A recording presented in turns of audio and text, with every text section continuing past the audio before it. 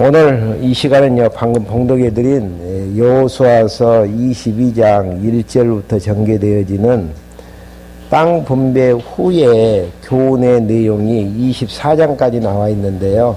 그 내용 여러분들하고 다시 한번 상고할 수 있도록 하겠습니다.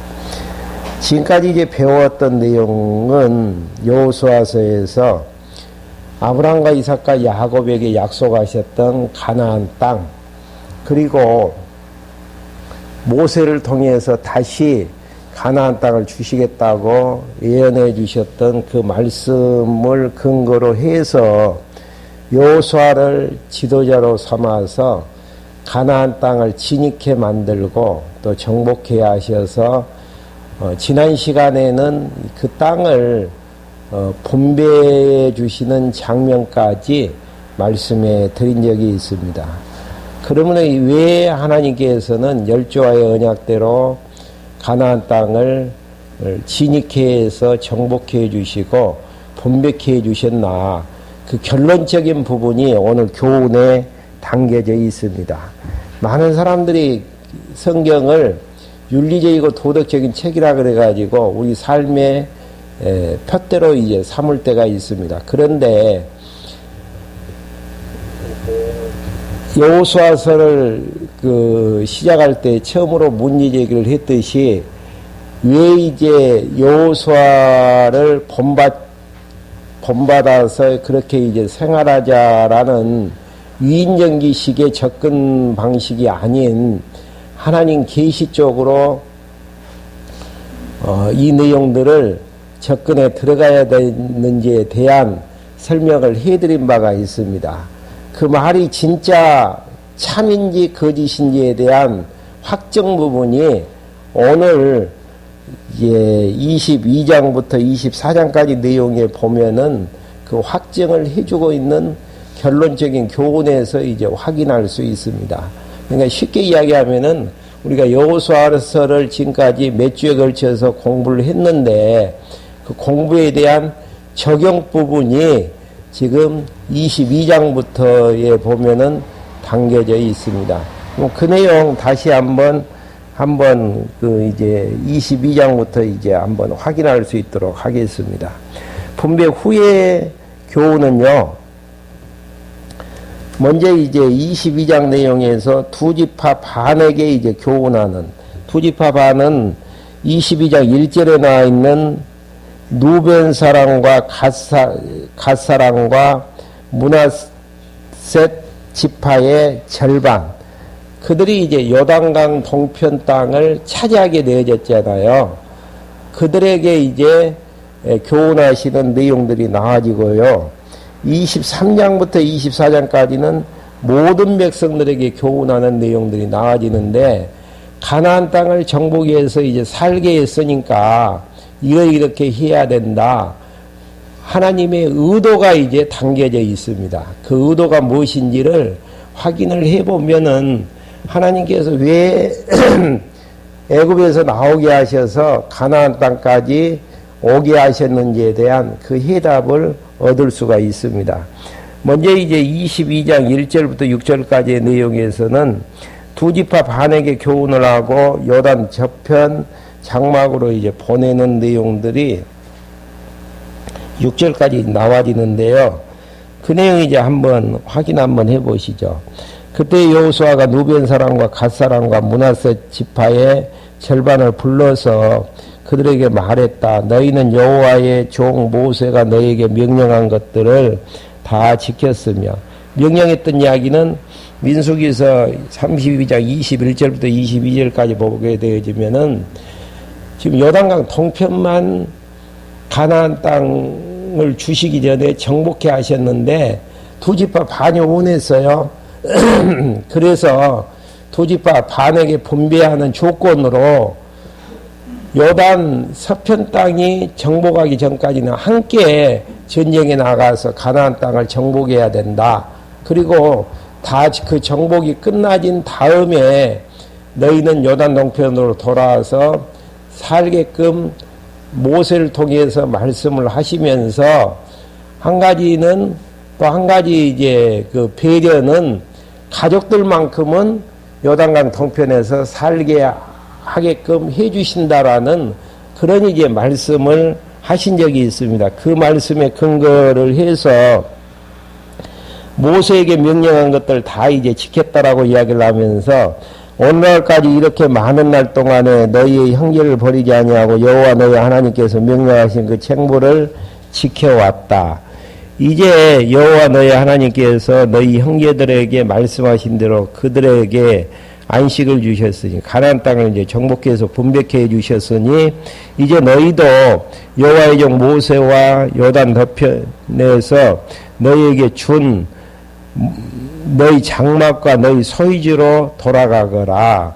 이제 여호와께서 모세를 통해서 하셨던 말씀의 약속이 이제 이루어졌기 때문에 돌아가도 좋다라는 이야기예요. 그러면서 이제 5절에 오직 너희는 세심한 주의를 기울여 여호와의 종 모세가 너희에게 내린 명령과 율법을 행함으로 여호와 너희 하나님을 사랑하고 그분의 모든 길로 행하며 그분의 명령을 지켜 그분을 가까이 하고 너희 마음을 다하여 목숨을 다하여 너희 마음을 다하며 목숨을 다하여 그분을 섬겨야 된다. 먼저 이제 모든 지파에게 교훈에 대한 가나안 땅 정복에 대한 결론적인 이야기를 하기 전에 두 지파 반에게 돌려보내면서 하는 이야기가 모세를 통해서 내렸던 율법을 행하게 되어지고 하나님을 사랑하고 그분을 어떻게 해야 된다고요? 그분을 섬겨야 할 것을 다른 단마디로 이야기하면은 여호와 하나님을 경외하게 되어질 경외해야 될 것을 당부하시는 말씀입니다. 그러니까 왜 열조와 언약을 해주시고 언약대로 가나안 땅을 점령케 해주셨는가? 두 지파반에게 하는 내용을 통해서 의미를 산출할 수 있는데요. 그 의미는 여호와 하나님을 사랑하며 섬겨야 된다라는 거. 여기에서 한 가지 정리할 수 있는 부분들은 뒤에 이제 12지파에게도 공통된 이야기를 하고 있는데요. 하나님을 잘 사랑하고 경외했기 때문에 가나안 땅을 주신 것이 아니고 지금 논리적인 순서로 봤을 때에는 가나안 땅을 약속대로 다 정복해 주셨기 때문에 어떻게 하라는 이야기입니까? 여호와 하나님을 경외하면서 살게끔 말씀해 주시는 부분입니다. 이 순서가 바뀌어서는 안 되어져요. 네. 어떤 조건으로 여호와 하나님 경외를 이야기하는 것이 아니고 약속 성취의 결과로 하나님께서는 여호와 하나님을 사랑하면서 얼마나 이제 하나님이 사랑을 그 정복사를 통해서 광야 40년 생육하고 번성하는 내용들을 통해서 확인을 했겠습니까? 하나님이 정말 아브라함의 후손으로 선택을 받게 하셔서 사랑하면서 가나안 땅을 주셨다라는 사실들을 알게 해서 그 사랑의 감동 속에서 사랑하면서 살 것을 이야기를 하면서 내 마음을 다하여 목숨을 다하여 그를 섬겨야 된다. 이게 가나안 정복에 대한 결론이에요. 12지파에게도 이제 뒤에 가면은 그런 방식으로 이야기를 하게 되어집니다. 그렇게 이제 돌려보내면서 이야기를 하게 되어지고요. 7절부터 9절까지는 두 지파반에게 재물을 형제와 분배하라고 명해 보내는 내용입니다. 전쟁에서 이제 얻었던 이제 여러 가지 재물들을 지금 두 지파 반의 가족들이 형제들이 지금 요단강 동편에서 살고 있잖아요. 그들에게 이제 분배할 것을 이야기를 하면서 문제가 이제 한 가지 생겼는데 10절부터 12절까지 두 지파 반이 요단 언덕가에서 다른 단을 쌓는 일을 하게 되어지는 부분이죠. 한번 확인 한번 해보죠. 누벤 자손과 갓 자손과 므낫세 지파의 절반이 가나안 땅에 있는 요단 적경에 이르러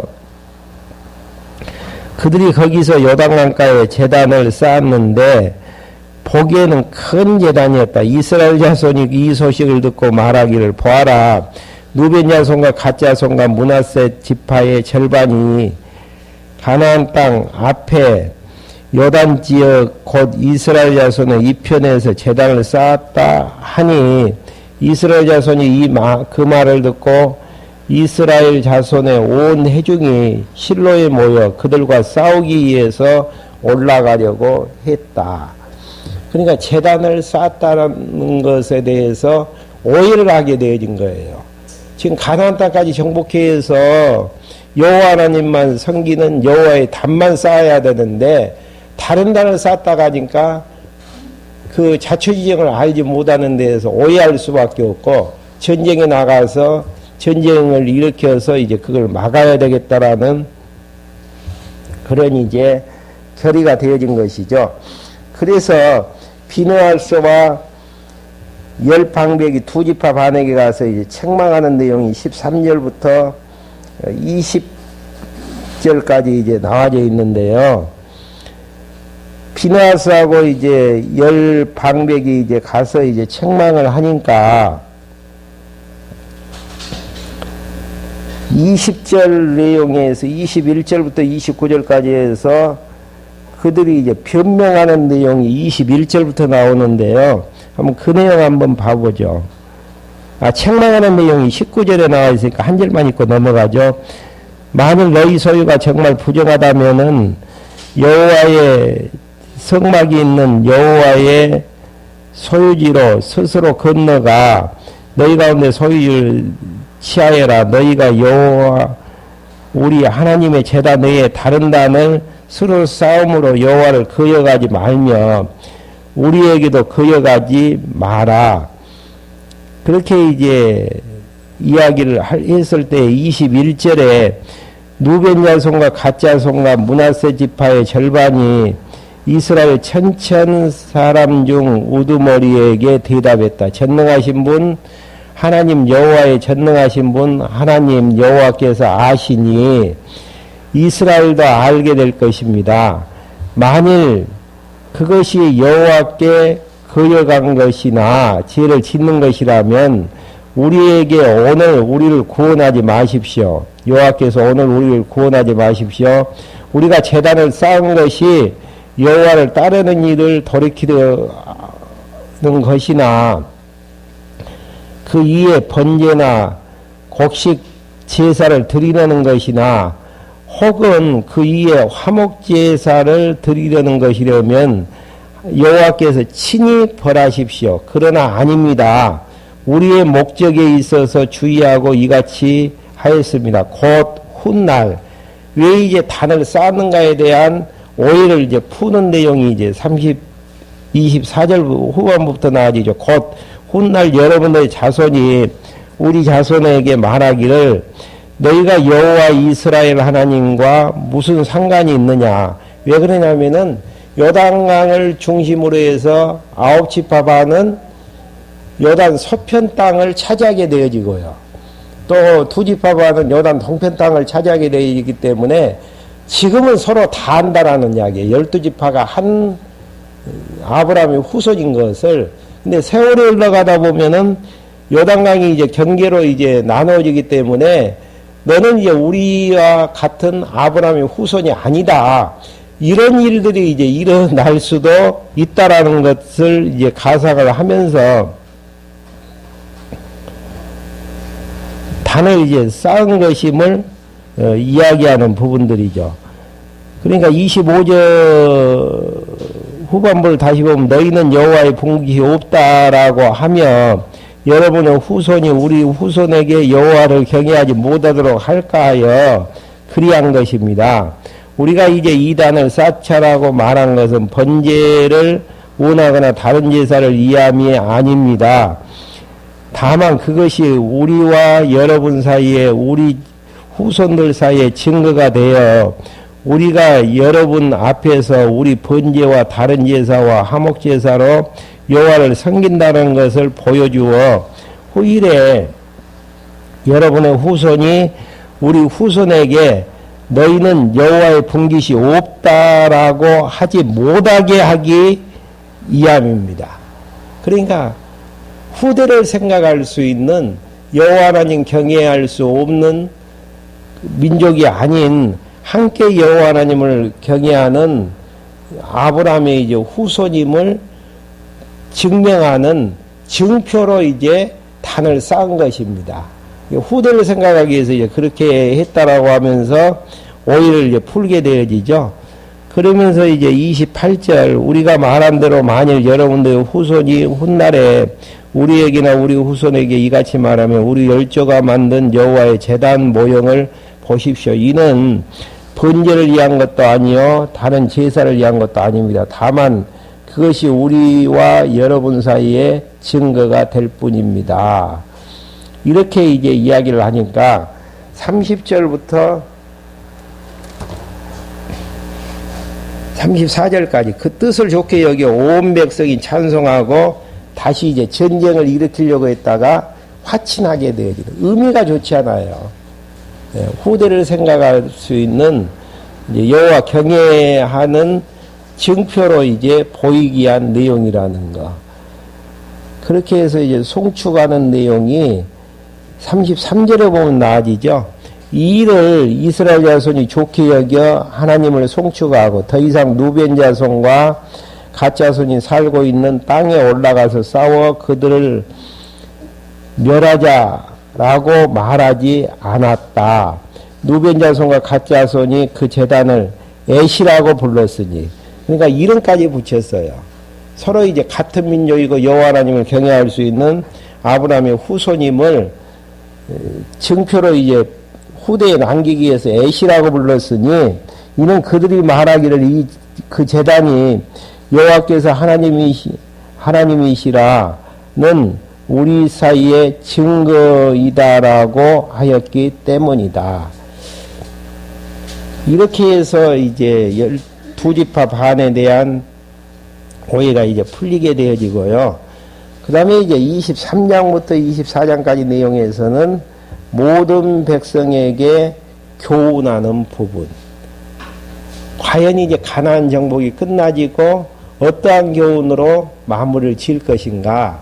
이 내용은 가나안 땅을 왜 이제 정복해 하셨는지, 언약하시고 언약대로 정복해 하셨는지에 대한 적용 부분, 해답이 이제 나와지는 내용으로 이제 의미부여가 되어집니다. 먼저 이제 현재사를 들어서 교훈을 하게 되어지는 부분이 24장에 나와져 있고요. 23장에 나와져 있고요. 과거사를 들여가지고 교훈하는 부분이 24장에 나와 있는데요. 먼저 현재사를 들어서 교훈하는 23장 내용 먼저 확인 한번 해보시죠. 23장 1절부터 5절까지는 지금까지 싸우신 여호와께서 앞으로도 어떻게 하신다고요? 싸우신다라는 이야기. 그러니까 현재사를 통해서 현재에 있는 역사를 통해서 누가 싸우셨다라는 이야기예요. 여호와 하나님께서 싸우셨고, 미래도 여호와 하나님께서 나머지 이제 미정복지로 지도 그려준 가나안 땅 반드시 싸워서 너희들에게 주신다라는 의미를 이제 이야기하는 부분들이죠. 한번 그 내용 잠깐 한번 읽어보시죠. 여호와께서 이스라엘 사망 대적을 다 멸하시고 이스라엘에게 안식을 주신 지 오랜 세월이 지났으며 여호수아가 나이 들어 늙었다. 여호수아가 온 이스라엘 곧 그 장로들과 우두머리들과 재판장들과 관리들을 불러 그들에게 말했다. 나는 나이 들어 늙었구나. 여호와 너희 하나님께서 너희를 위하여 이 모든 민족에게 하신 일을 다 보았으니, 여기에서 가나안 땅을 정복했을 때 모든 민족에게 했던 일을 누가 하셨다라는 이야기죠. 여호와 너희 하나님께서 너희를 위하여 그렇게 하신 것을 다 보았으니, 여호와 너희 하나님은 너희를 위하여 싸우시는 분이시다. 보아라, 이 남아있는 나라들을 내가 너희에게 지파를 따라 제비를 뽑아 유업으로 주었으니 곧 요단에서 해지는 쪽 대에 이르기까지 이미 멸한 모든 나라들이다. 여호와 너의 하나님 그분께서는 너희 앞에서 그들을 몰아내시고 너희 앞에 쫓아내실 것이니 여호와 너의 하나님께서 말씀하신 대로 너희가 그 땅을 차지할 것이다. 그러므로 너희는 더욱 힘써 모세의 율법책에 기록한 모든 것을 지켜 행하고 자로나 우로나 말씀에서 떠나지 마라. 왜 이제 이렇게 이제 하나님께서 해주셨기 때문에 율법책대로 살라라는 이야기입니까?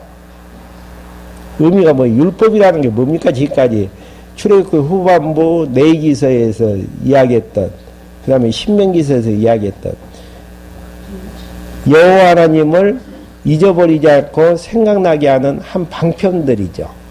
그러니까 여호와 하나님을 경외케 하려면은 율법대로 살 수밖에 없어요. 그래야만 여호와 하나님이 생각나지기 때문에요.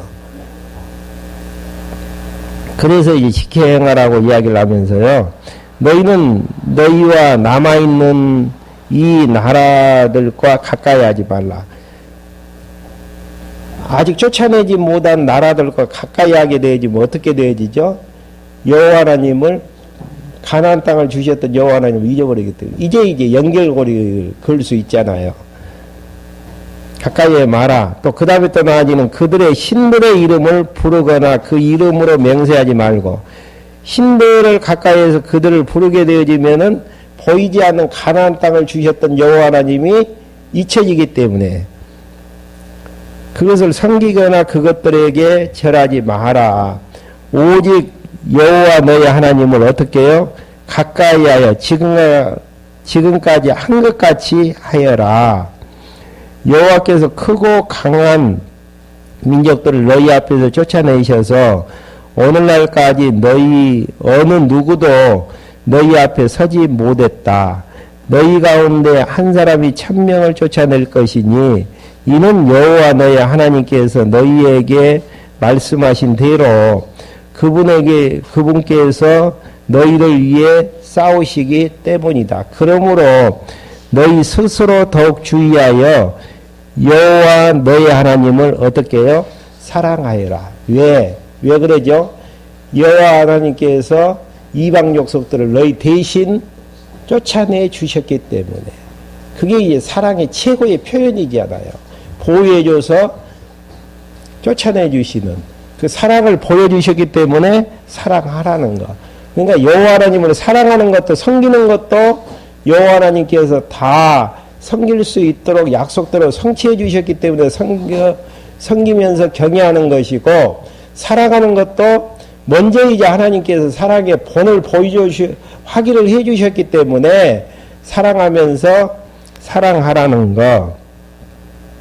만일 너희가 돌이켜 이방 민족들의 남은 자 곧 너희와 함께 남아있는 이들과 가까이 하여 더불어 혼인하며 서로 오고 간다면, 서로 타협해서 이제 사돈을 맺는다면 분명히 알아야 된다. 여호와 너희 하나님께서 이 민족들을 너희 앞에서 다시는 쫓아내지 않을 것이니 여호와 너희 하나님께서 너희에게 주신 이 아름다운 땅에서 너희가 멸망하기까지 그들이 너희에게 올무와 덫이 되고 옆구리에 채찍이 되며 눈에 가시가 될 것이다. 왜 13절 이렇게 하시는지를 알겠죠? 이대로 이제 되어졌을 때에 신명기서나 내기서에 나온 것처럼 이렇게 이제 불의한 일들이 예언대로 이루어졌을 때에 아픔을 통해서 여호와 하나님을 생각나게 만들고, 생각났던 여호와 하나님을 다시 이제 돌이켜서 경외할 수 있기 때문에 다 여호와 경외하고 직결되던 부분이에요. 인간보에 하나님을 계시하시던 부분이 아니고요. 그러면서 14절부터 16절까지 선한 일도 이루신 것 같이 불길한 일도 이루신다라는 이야기입니다. 보아라, 나는 오늘 온 세상 사람의 길로 가지만 너희는 여호와 너희 하나님께서 너희에게 말씀하신 모든 선한 말씀 중 하나도 빠짐없이 다 너희에게 이루어진 것을 너희 온 마음으로 와 온 영혼으로 알고 있다. 여호와 너희 하나님께서 너희에게 하신 모든 선한 말씀이 너희에게 이루어진 것 같이 여호와께서 하신 모든 재앙의 말씀도 너희에게 이루어질 것이니 여호와 너희 하나님께서 너희에게 주신 아름다운 땅에서 너희를 멸할 때까지 이루어질 것이다. 그러니까 여기서 선한 말씀은 어떤 말씀이고 불의한 말씀은 그 재앙에 대한 말씀은 어떤 말씀이죠? 선한 말씀은 열조와에게 언약하셨던 그 언약의 말씀, 그 다음에 재앙에 대한 말씀들은 호렙산에서 시내산에서 모세를 통해서 주셨던 행위의 근거에서 와지는 예언적인 말씀들, 이런 말씀들이 누가 이루신다라는 이야기예요. 하나님께서. 그래서 이제 우리가 성경 전체를 언약 성취사적으로 보는 것이 합당한 근거들이 이제 여기에서도 나와지잖아요. 하나님께서 아브라함과 이삭과 야곱에게 약속하셨던 3대 언약이 선한 약속인데 그 말씀이 역사서에서 이루어지는 것이고요. 또 모세를 통해서 언약하셨던 시내산 언약이 불길한 언약이 이루어지는 이 모든 것들이 결국은 하나님께서 역사를 섭리하시는 섭리의 방편들이라는 거.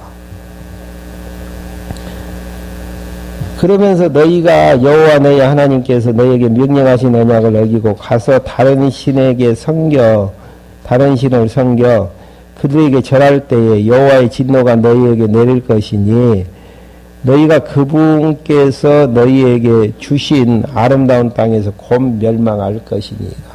이 내용이 이제 뒤에 보면 역사서에서 이제 확인되어지는 장면들입니다.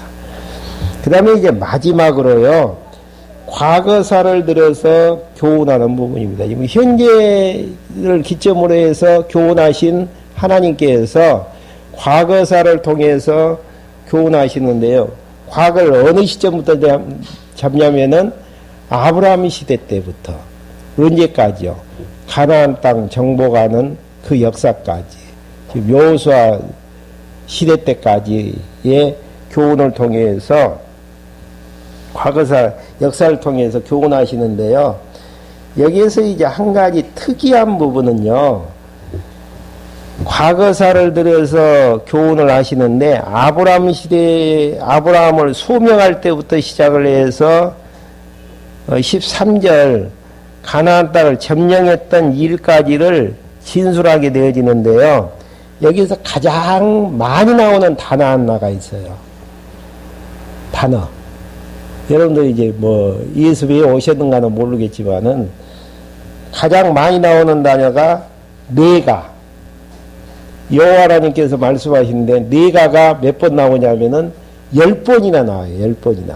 그러니까 아브라함 시대 때부터 가나안 정복까지를 쭉 열거하면서 내가 그렇게 했다. 내가 그렇게 했다. 내가 누구냐 하면은 여호와 하나님이 그렇게 하셨다라는 이야기.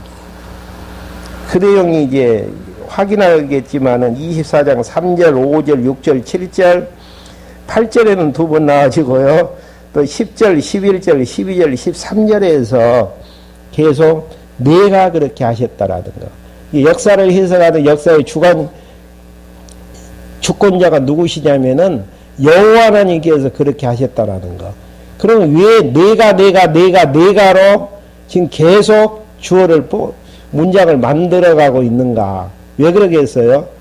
내가 그렇게 했기 때문에 나를 경외하면서 사는 것이 합당하지 않느냐. 지금 그 이야기를 하려고 내가 이렇게 했다라고 이야기를 하고 있다라는 이야기입니다. 몇 절만 한번 봐보시죠.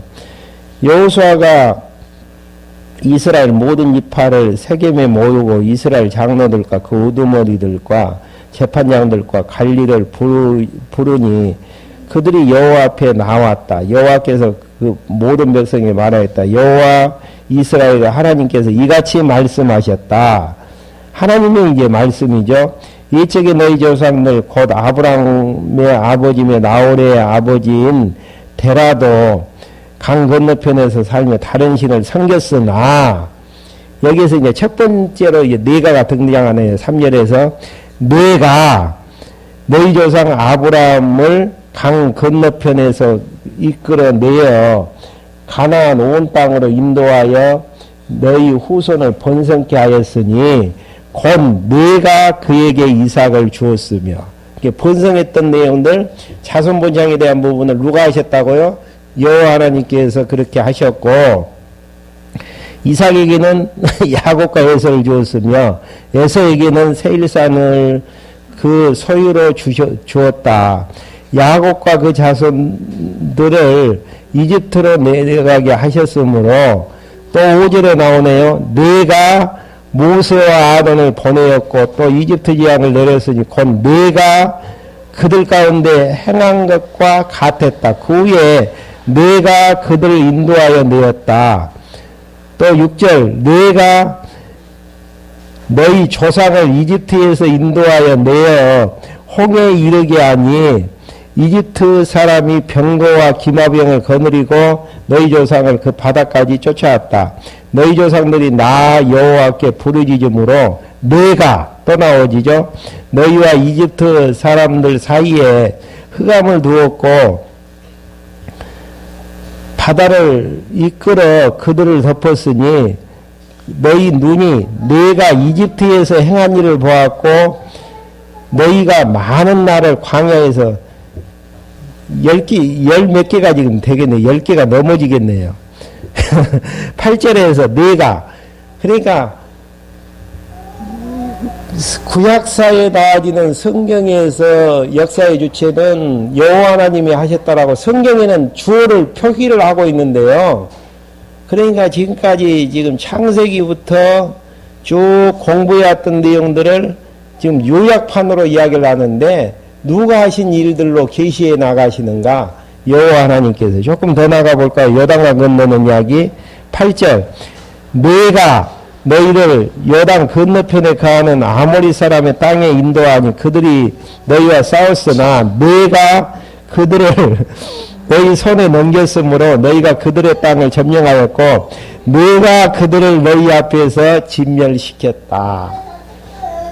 한 20개 되겠네. 20개. 저는 한 10개 반 그냥 대략 찾아왔었는데요. 그러니까 아브라함 시대 때문에 언제입니까? 지금 성경 기록이요. 역사서입니까? 창세기죠. 그 다음에 가나안 땅 정복사 요단강은 여호수아 때죠. 여호와 하나님께서 그렇게 하신 이야기를 이제 진술하는 결론이 무엇인가? 왜 그렇게 하시는가? 14절부터 15절 이스라엘 자손에게 결론이 뭐예요? 내가 이렇게 했다. 14절 한번 봐보시죠. 왜 그렇게 하셨는가? 13절 읽어보고요. 너희가 수고하지 않는 땅과 너희가 세우지 않는 성읍을 내가 너희에게 주어 너희는 그 안에서 살아왔고 너희가 심지 않는 포도원과 올리브밭에서 열매를 먹고 있다. 현재형으로 이야기를 하죠. 과거부터 시작해서 먹고 있다. 그러면 왜 그렇게 하셨는가? 왜 내가 여호와 하나님께서 그렇게 하는가? 그러므로 이제는 어떻게 하라는 이야기입니까? 여호와를 경외하며 온전함과 진실함으로 그분을 섬겨라. 그러니까 아브라함을 선택해서 애굽에 들어가게 만드셨고 애굽에서 모세와 아론을 보내서 출애굽에서 가나안 땅을 건너서 요단강을 또 건너서 가나안 땅을 정복해 해서 여러 가지 양식을 심지도 않는 것들을 먹고 살게 하나님이 하셨다. 왜 그렇게 하셨는가? 그 하나님을 섬기면서 경외하면서 살게끔 하기 위해서. 그래서 이제 여러분들 의미 분석에 의한 성경 개론의 서론에 보시면은요, 각 권에 대한 내용들을 정리를 하면서 결론 목적이 뭐든가요? 목적, 기록한 목적. 여호와 하나님을 알게 해서 깨닫고 경외케 하시려는 그 목적이 있다라고 결론을 정리를 하지 않습니까? 지금 여호수아서를 지금 몇 시간에 걸쳐 가지고 공부했던, 그다음에 늦게 보면은 창세기부터 여호수아서 내용까지를 공부하게 했던 의미를 산출해야 되는데, 그 의미에 대한 결론적인 부분은 무엇인가? 하나님이 이렇게 하셨으므로 너희는 여호와 하나님 배웠으니까 여호와 하나님 경외하면서 섬기면서 살게끔. 그러면 이제 여호수아서 끝난 거예요. 그러니까 뭐 윤리 도덕적인 면에서 어떻게 살 것에 대한 명보다는 결론적인 근본적인 의미는 이렇게 하나님께서 해주셨으므로, 그러므로 이제는 여호와 하나님을 경외하면서 섬겨야 된다. 그러기 위해서는 어떻게 해야 되는가? 14절 후반절에 보시면 너희의 조상인 강 건너편과 이집트에서 섬겼던 신들을 없애버리고 여호와만 섬겨라. 우상 숭배하지 않고 다른 신 섬기는 부분하고 여호와 하나님 경외하는 거하고 직결되어지는 부분들로 이야기를 하지 않습니다. 그러니까 어떤 분이 공부를 제일 열심히 잘하셨나? 답은 여호와 하나님을 잘 경외하는 분이 공부를 잘 하신 분이라고 판정할 수 있는 부분들이죠. 그러니까 여호와 하나님 경외하면서 사는 게 공부하는 목적이에요. 어떻게 알 수 있나? 지금 아브라함부터 시작을 해서 24장 1절부터 보면 아브라함부터 시작해서 가나안 땅에서 먹고 살게 해주신 의미가 여호와 하나님께서 그렇게 하셨다라는 것 알게 해서 그분 배우게 하시고, 배운 그분 여호와 하나님 경외하면서 살라고 이야기하는 부분들입니다. 그러면서 이제 15절, 만일 여호와를 섬기는 것이 너희에게 좋지 않게 보이면 너희 조상이 강 건너편에서 섬기던 신이든지 아브라함이 부름을 받기 전에 섬겼던 신이든지 너희가 살고 있는 땅 아모리 사람의 신이든지 너희가 어떠한 신을 섬길 것인지를 오늘 선택하여라. 그러나 나와 내 집은 여호수아와 집은 여호와를 섬기겠다. 강제로 지금 선택하라는 이야기 아니에요. 대비해 놓고 너희가 과거에 섬겼던 조상의 신을 섬기든지 지금 여호와 신을 섬기든지 선택을 해라. 어떻게 선택이 되겠습니까? 여호와 신 쪽으로 선택이 16절부터 28절까지 나아지죠. 백성이 대답을 했다. 우리가 여호와를 버리고 다른 신을 섬기는 일은 결코 하지 않을 것이다. 왜 이런 결론이 나아지죠? 여호와 하나님께서 하시는 일들, 살아계신 능력을 봤기 때문에. 근데 이것을 이제 잊어버리면서 사는 생활들이 다음 주부터 전개되어지는 사사기에서 이제 나아지는데, 여호와 하나님을 실전에서 이제 배워서 경외케 하시려는 하나님의 이제 실제적인 교육 방법들이 시험을 통해서 이제 교육을 하게 되어지는데요. 그 내용이 이제 다음 시간에 전개되는 사사기에서 이제 전개가 되어집니다.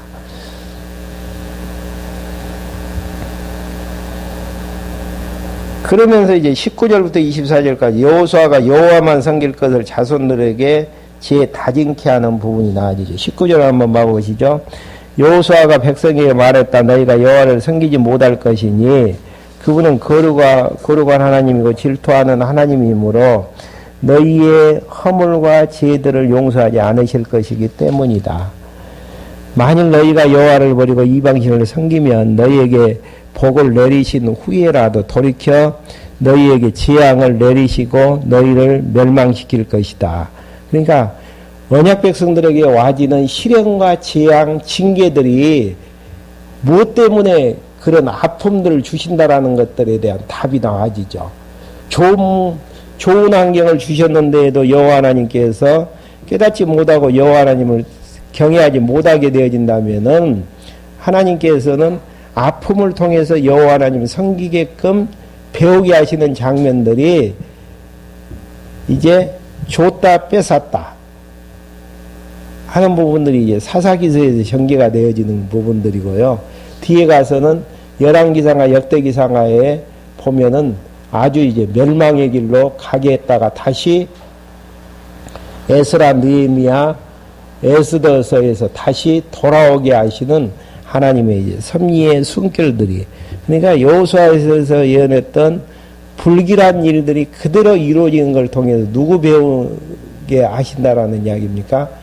여호와 하나님 배우게 하시려는 하나님의 섭리의 숨결들이 나와지죠. 그러면서 22절 여호수아가 백성에게 말하기를 너희가 여호와를 선택하고 그분을 섬기겠다고 하여 너희 스스로 증인이 되었다. 그러자 그들이 말하기를 우리가 증인이라고 하였다. 여호수아가 말했다. 이제 너희 가운데 있는 이방신을 없애버리고 너희 마음을 여호와 이스라엘 하나님께 드리라. 23절에 나오는 이야기는 쉽겠습니까? 어렵겠습니까? 지금 시점에서 너무너무 쉽죠. 여호와 하나님께서 하시는 일들을 확인을 했기 때문에. 근데 잊어버리는 순간 다시 이제 우상을 섬길 수밖에 없고 다른 신의 이름을 부를 수밖에 없다라는 거. 그래서 하나님의 말씀을 일용할 양식이에요. 여호와 하나님 경외하는 것도 억지로 규범적으로 하는 것 아닙니다. 얼마만큼 여호와 하나님을 잊어버리지 않고 배우느냐에 따라서 거기에 비례해서 여호와 하나님 경외심이 나아진다라는 거. 여호와 하나님 경외하는 마음이 없고 인정하는 마음이 없고 다른 생각에 인간적인 사고가 내 머리를 생각을 지배한다면은 공부를 안 했던지 아니면은 했던 공부를 잊어버렸던지 그거 마음대로 못해요. 근데 하나님께서는 교육 프로그램에 의해서 공고한 날과 형통한 날을 주시는 이유가 그걸 통해서 여호와 하나님 경외하기를 배우게 하시고 마지막 날 요단강 건너서 주님 앞에 서게 되어졌을 때에 영원토록 주님만을 찬송케 하시려는 하나님의 섭리의 내용들이 담겨져 있죠.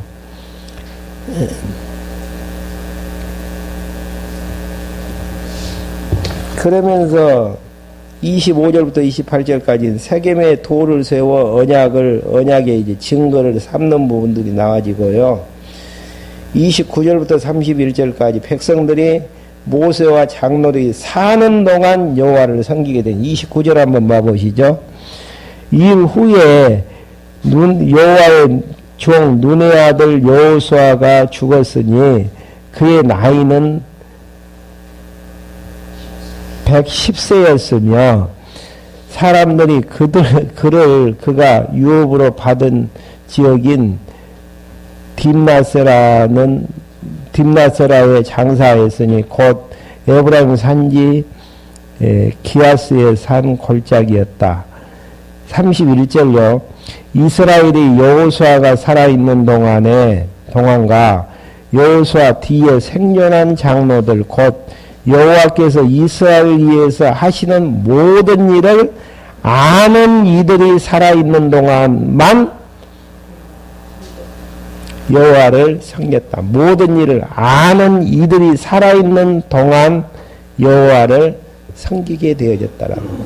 이게 안다라는 게 여호와 경외의 열매를 맺히게 되어진다라는 거. 알지 못하고 잊어버리면은 그러지 못한다라는 거. 그래서 여호와 경외하기를 힘쓴다는 의미는 하나님께서 기도할 때마다 여호와 하나님 경외할 수 있도록 말씀을 들을 수 있는 환경도 주시고 또 마음도 허락해 달라고 기도하는 것들이 아름다운 기도가 하나님의 뜻이라는 것. 그러면은 이제 31절에 나와진 것처럼 여호수아 뒤에 생존한 장로들이 살아있는 동안만 여호와를 섬기게 되어지는데요. 이제 사사기 1장 1절에 보시면은 여호수아가 죽은 후에 그러면서 이제 사사 시대가 전개되어지는 어떻게 이제 전개되어지는지는 다음 시간부터 이제 한번 하나하나 확인할 수 있도록 하겠습니다. 기도하고 말씀 마치겠습니다. 하나님 아버지, 저희들 이 시간에 불러 모아주셔서 세상에 많은 사람들이 있지만 특별히 저희들에게는 선택감을 받게 해주심으로 하나님을 여호와로 아는 지혜를 얻게 해주셔서 여호와를 경외하는 백성으로 인도해 주심을 감사함을 드립니다.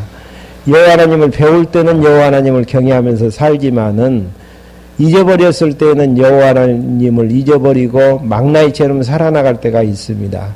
저희를 불쌍히 여겨주시고 긍휼히 여겨주셔서 할만하시거든 여호와를 아는 지혜를 얻게 해주시기 위해 공부할 수 있는 환경도 허락해 주시고 또 공부할 수 있는 환경을 허락해 주셨을 때에 공부할 수 있는 마음도 소망도 허락하여 주셔서 여호와 하나님을 경외하면서 살아나가는데 부족함이 없도록 인도해 주시옵소서. 예수 그리스도의 이름으로 기도했습니다. 아멘.